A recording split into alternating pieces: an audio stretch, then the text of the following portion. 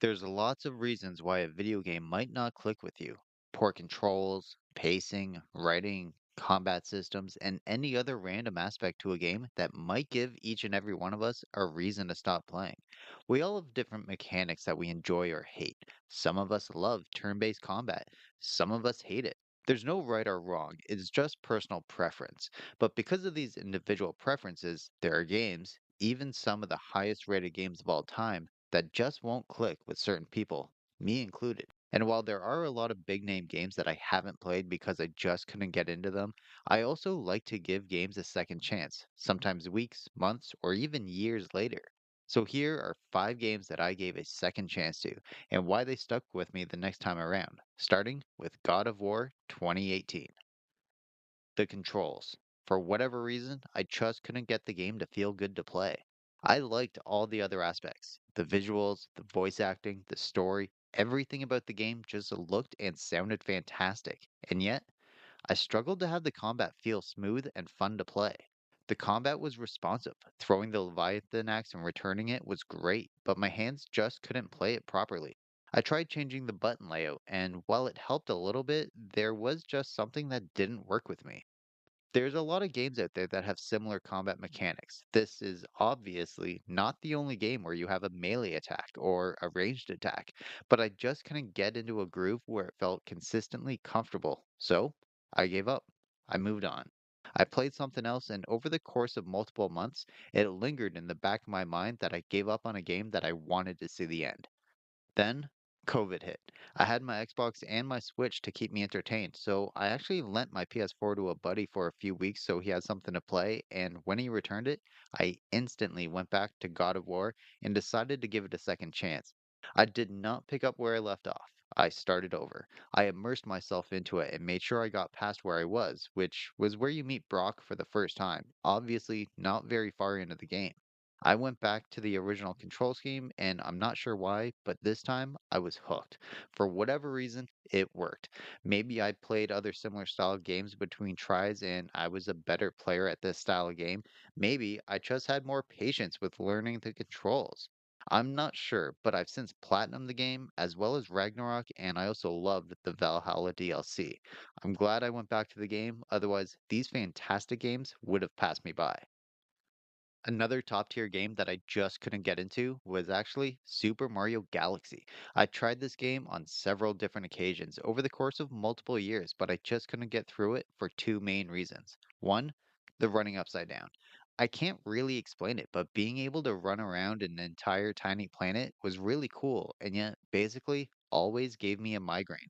I don't know if it was a type of motion sickness or just my brain having difficulty comprehending the controls while running upside down. But even after years of not playing the game, whenever I would try it again, I would always start to feel sick pretty much at the exact same point in the game. And two, the pointer controls. Yes, I know it's a Wii game, and with that, motion, waggle, and pointer controls were to be expected, and I have no problems with that. But some of my personal favorite games are collectathons. Games like the original Spyro trilogy, where you need to collect every last gem in order to 100% the level, and I felt it necessary to try and collect every single star bit at the beginning of the game. Mix that in when trying to collect them while running upside down around a small planet, and it was just something that I couldn't get past. But because of this, I had missed out on a subset of one of my favorite franchises. So in 2022, I decided to just power through the headaches and get past those beginning areas and see the rest of the game. This time through the 3D All Stars collection on the Switch, and I had an absolute blast. I'm not sure if it was having visuals that were a little bit more clear with the HDMI cable of the Switch, or if it was using the gyro of the Pro controller instead of the pointer controllers for the Wiimote. But something about the Switch version allowed me to get through the opening of the game without feeling too sick. I still haven't played much of Galaxy 2 yet, as I was hoping for a Switch version, but I don't think that's going to end up happening. Moving from a first party game to an indie game, it took me multiple tries to get into Stardew Valley. I never grew up with these type of games. I never really played Harvest Moon or Animal Crossing growing up, but I consistently heard about how good Stardew Valley was. All the YouTube channels I watched at the time kept talking about how this was one of the best indie games, so I decided to give it a try on the Nintendo Switch, and during that first try, I didn't exactly fall in love with it. I spent that first in-game day just chopping down trees with no concept of what my end goal was going to be. Because this was my first farming simulator, I didn't really understand the gameplay loop and how it was supposed to be quote unquote fun. So I stopped. I moved on. I played other things. Then COVID hit. And like I said earlier, during this time, I lent my PS4 to a friend at the beginning of COVID, so I was looking for something to play on my Switch. And while the rest of the gaming community got completely immersed into Animal Crossing New Horizons, I decided to give Stardew Valley a second chance, and I was completely hooked. I spent hours in this game, from trying to figure out how to fix the community center to spending multiple in game days solely in the mines. There was consistently new things for me to find and do. This time, I got it. I understood where the fun could be with these type of games. In all honesty, this is quite possibly a game that if I wasn't stuck at home looking for something to do during COVID, that I might have never given it a second chance. But now I've got hundreds of hours into the game and I'm patiently waiting for the new game from Concerned Ape, Haunted Chocolatier. Another game on the Nintendo Switch that I tried and didn't love right away was Tetris 99, which is actually crazy for me to think about because I still now, to this day, play it at least 3 times a week. Why didn't I like it at the beginning? Well, because I was absolutely terrible at it.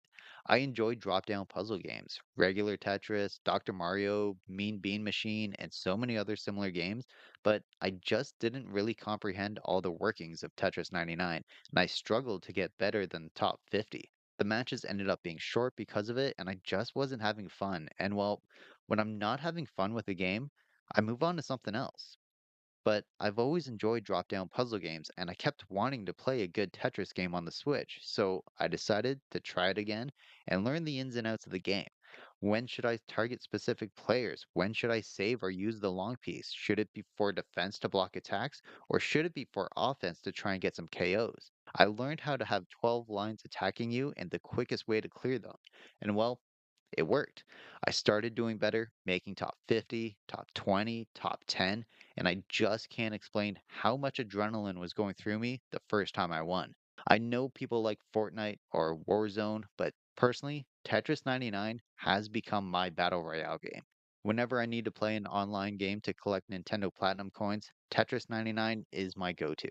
Whenever I have 15 or 20 minutes to spare, I'll pick Tetris 99 the vast majority of the time. It's fast-paced, strategic, adrenaline-inducing, and has some of the best Tetris music of all time. And now, a game I tried multiple different times on multiple different consoles that I just couldn't get into until the past year. A game that might surprise a lot of people, and that's The Last of Us.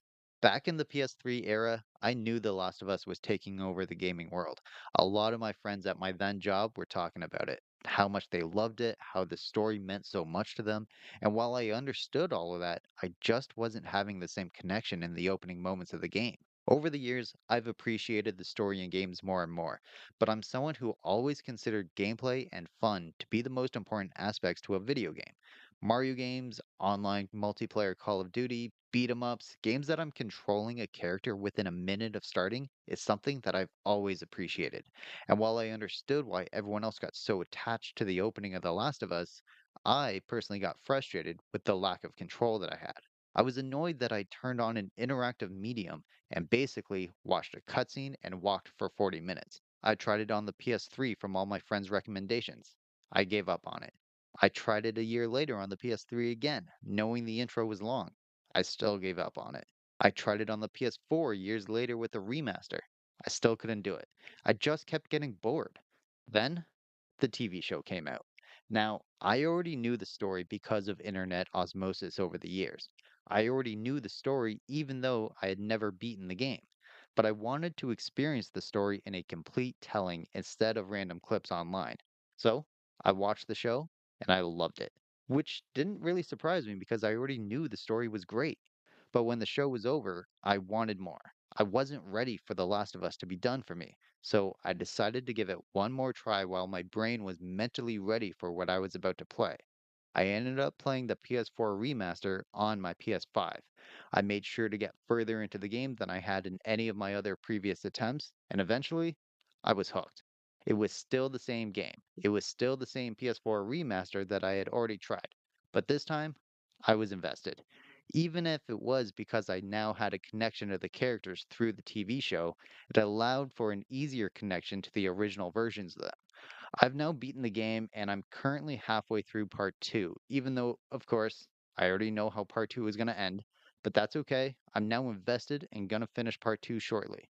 And I'll play part three if they ever decide to make one. And there we have it. The top 5 games I gave a second chance to. From struggling to feel comfortable with the controls in God of War to not connecting with The Last of Us, there could be any number of reasons why any one of us decides to give up on a game. But while we all do it, we only ever give a limited number of games a second chance. Especially with the influx of new game releases recently, we all only have so much time. But I'd love to know some of the games you've given a second chance to. So please, let me know what they are down in the comments. If you enjoyed the video, be sure to hit the thumbs up. It really helps out a lot. And please don't forget to subscribe if you're new here. If you're anything like me and you have a large backlog of games, then be sure to check out where I think Captain America Super Soldier should be in your backlog.